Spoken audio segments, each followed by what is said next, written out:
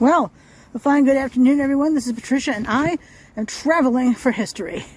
I'm in Shelburne, Vermont today, and about to enter the village cemetery. I'd like you to note that they do not plow here. I thought they did, but they do not. I did try to drive into the cemetery, and I did get a little bit in here, but I was really afraid I was going to get stuck. My car is very low to the ground, and well, it gets stuck pretty easily, even though I have snow tires on my car. Good snow tires. But I do have, oh, I'd like to give a big fat shout out to the Shelburne town offices, the town clerk's office. They were instrumental in helping me find a grave. I knew it was West Annex, and it was lot 16. But, and I had the name certainly. So they provided me a map. Now, how fantastic is that? And I also had someone else I was interested in, but I didn't know anything like that. And they found that grave for me too. And I'll be filming a video of that section of the cemetery, as well as that person in particular. So anyway, I know this is first grave is number 12 from here. That's one. So let's count them together, shall we? All right. This is 1.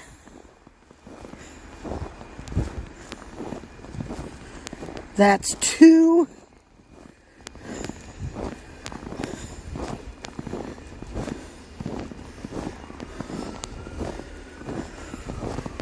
This is 3.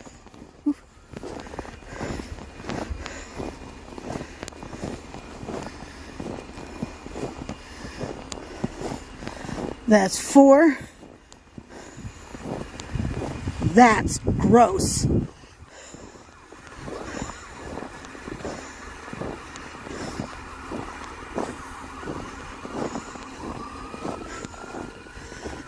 This is 5.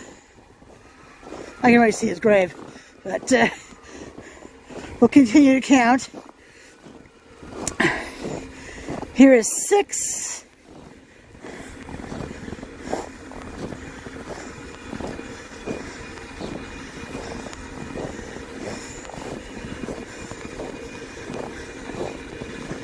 Seven.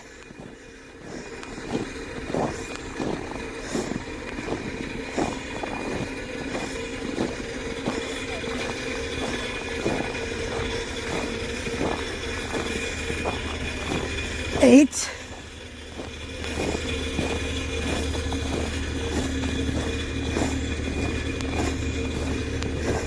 9.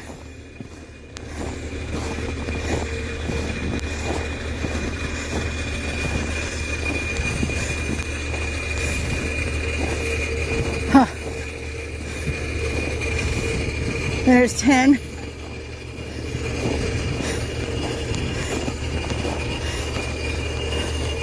Must have missed one, because here he's right here.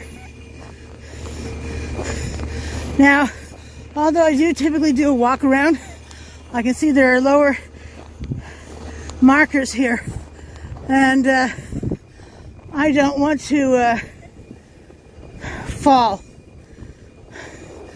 So I'll see what I can do for you.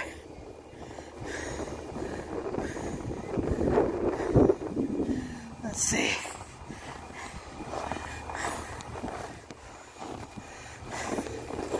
In case you're wondering about the weather, last I saw, the temperature is 10 degrees Fahrenheit, and the wind chill is a wind chill advisory. Wind chill makes it feel like 5 below 0 Fahrenheit. I know that 2 degrees Fahrenheit is equal to minus 17 degrees Celsius. So 5 below, which is how it feels, is 7 degrees lower than that. Whew. It is brisk out here. But at least I'm pretty sure you'll be able to hear all this video easily compared to yesterday's on Admiral Henry Thomas Mayo. All right, so the person I want to highlight is this person right here, John Lester Barstow.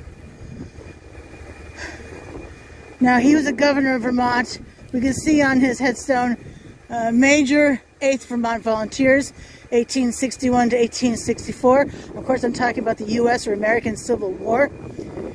He was governor of Vermont from 1882 to 1884.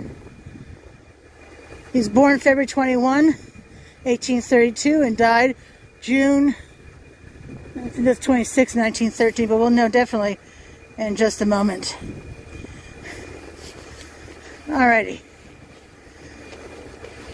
What I'm going to read to you is somewhat long, and just want you to know that all of it. There's a helicopter.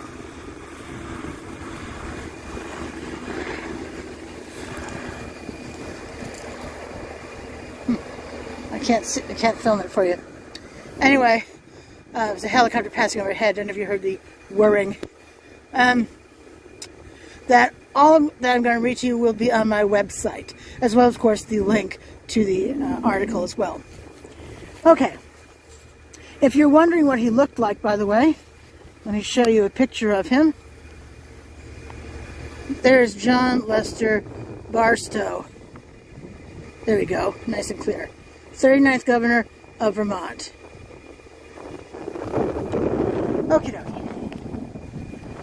And as always, you can see my photographs on Instagram and Traveling for History, and Facebook under Traveling for History. 1L in Traveling.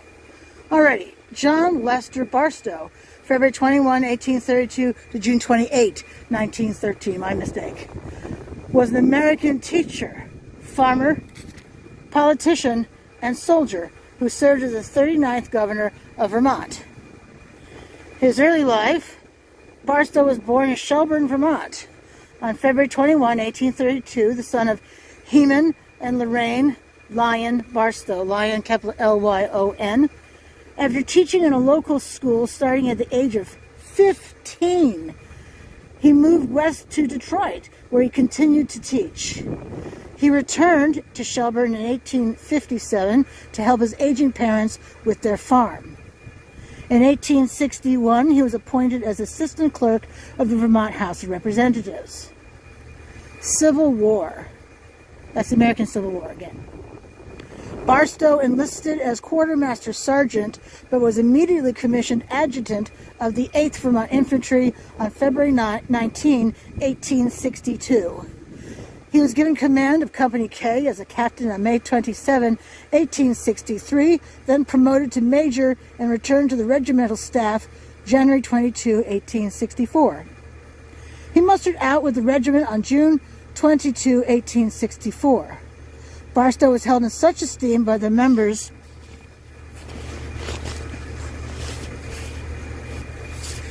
of his regiment that he was presented 2 ceremonial swords, one when he was promoted to major, the other when the regiment was mustered out. Nearly 3 years of arduous service in the swamps and humid climate of Louisiana shattered Barstow's health, and for many years malarial diseases deterred him from entering upon any active business pursuits. Soon after the regiment was disbanded, Peter T. Washburn, the Adjutant General of the Vermont Militia, offered Barstow a position in the recruiting service, but he was obliged to decline due to his health.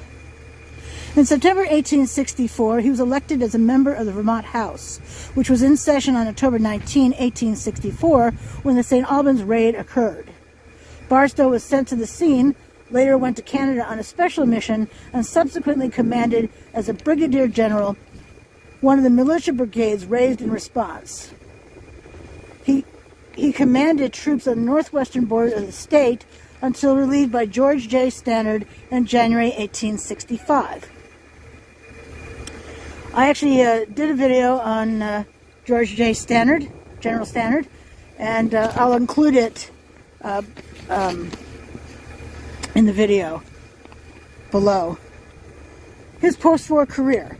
In September 1865, Barstow was unanimously re-elected to the Vermont House and served as state senator from Chittenden County in 1866 and 1867. In 1870, President Grant appointed him U.S. pension agent in Burlington, a position he held for 8 years. His efforts in reforming the pension system were rewarded with a letter of thanks from the Secretary of the Interior, Carl Schurz, capital S-C-H-U-R-Z. In 1879, Barstow was appointed by Governor Redfield Proctor to serve as the state commissioner for the centennial celebration of the surrender of Charles Cornwallis at Yorktown, Virginia, that ended the American Revolution. In 1880, he was elected lieutenant governor. As governor. In 1882, Barstow was elected governor, having been nominated with the unanimous vote of the state Republican Convention. He was the first governor of Vermont to call attention to alleged discriminating and excessive rates of freight by transportation companies and urged the creation of an effective railroad commission.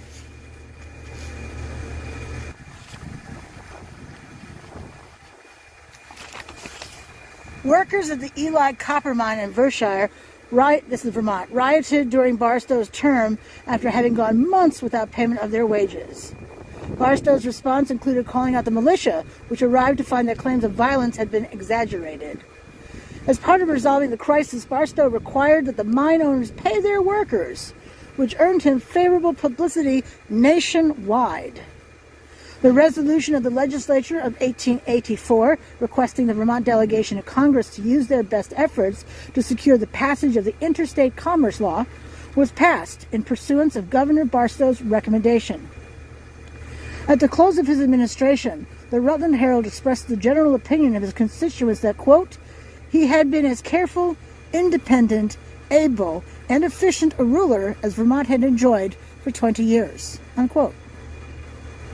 His later career. In 1891, he was appointed by President Benjamin Harrison to serve in a commission with General Alexander McDowell, McCook, U.S. Army, to treat with the Navajo Indians. In 1893, at the request of Governor Levi K. Fuller, he was a member of the Executive Committee of a National Antitrust Conference. Barstow was a member of the Reunion Society of Vermont Officers, the Grand Army of the Republic, and the Military Order of the Loyal Legion of the United States. He was an Episcopalian by religious preference and was a Mason from 1853. Retirement and death. In retirement, Barstow continued to reside in Shelburne, where he died, and of course he's buried here at the village cemetery in Shelburne, Vermont. Family. On October 28, 1858, Barstow married Laura Mack, 1831 to 1885, of Shelburne. They were the parents of 2 sons, Frederick Mack Barstow, 1860 to 1899, and Charles Lester Barstow, 1867 to 1951. I should point out the spelling of Mack. It's capital M-A-E-C-K. Frederick Barstow graduated from the University of Vermont, worked as a civil engineer, and volunteered for service in the Spanish-American War.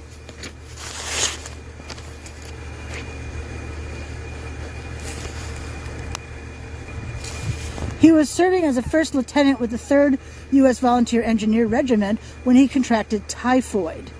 His disease was initially thought to be malaria, and by the time he was correctly diagnosed and returned to Vermont, he was so ill that he died soon afterwards. Charles Barstow graduated from Union College and worked in the book publishing industry. Over the course of his career, he was an author and editor for publishers including Harper Brothers and the Century Company. Now, we can see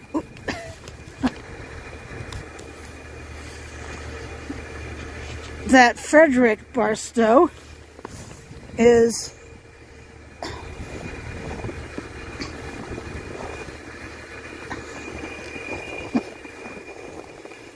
right here. And let me just take off my glove.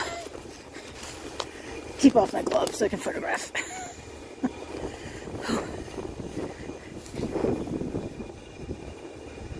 He's right here.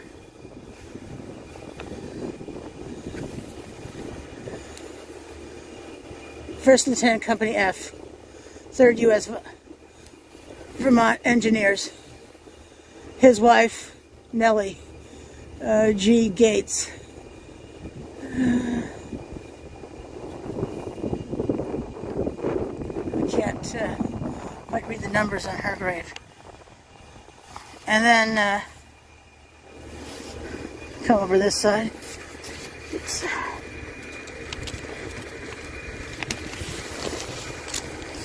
This is when I wish I had my ice grip on my cane. Note to self, Patricia, do this. Get home. When you get home, do this. And then over here is Laura Mack, wife of the governor, right here. And I'm going to bet the other son, Charles, is on the other side of this monument. But, you know, it's pretty deep. And as we can see, there are these markers right here. And maybe they're just in the front. All right. What's the worst that can happen? Don't ever ask a question like that, by the way.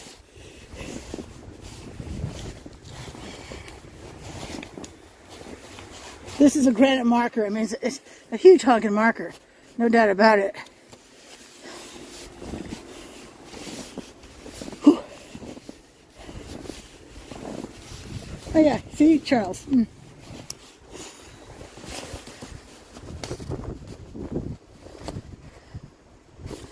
then we might as well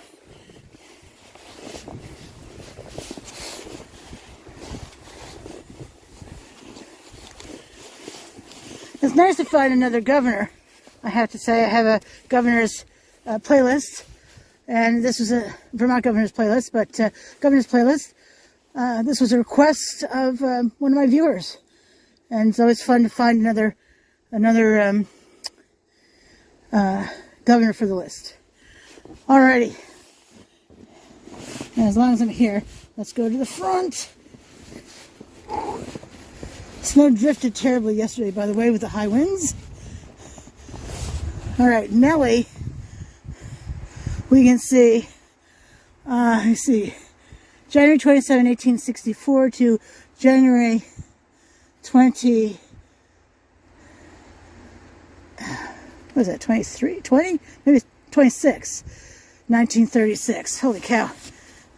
Should have just looked at it through here, the viewfinder.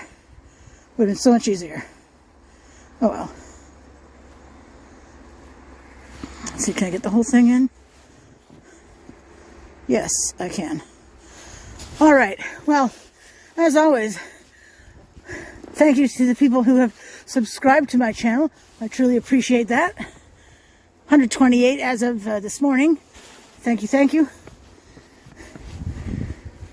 If you like my content, I would encourage you to subscribe as well. As of January 2022, I am still uploading every day of the week. Every day. As you see more book reviews, movie and documentary reviews, and even some in-depth, topics. I do those because it's too cold, too snowy, too much freezing rain. The weather's just not cooperating, so that's why I do those. Anyway, I think you know the drill. This is Patricia, and I am traveling for history. Until I see you again, you have a great evening. Have a great night. Thanks so much for watching.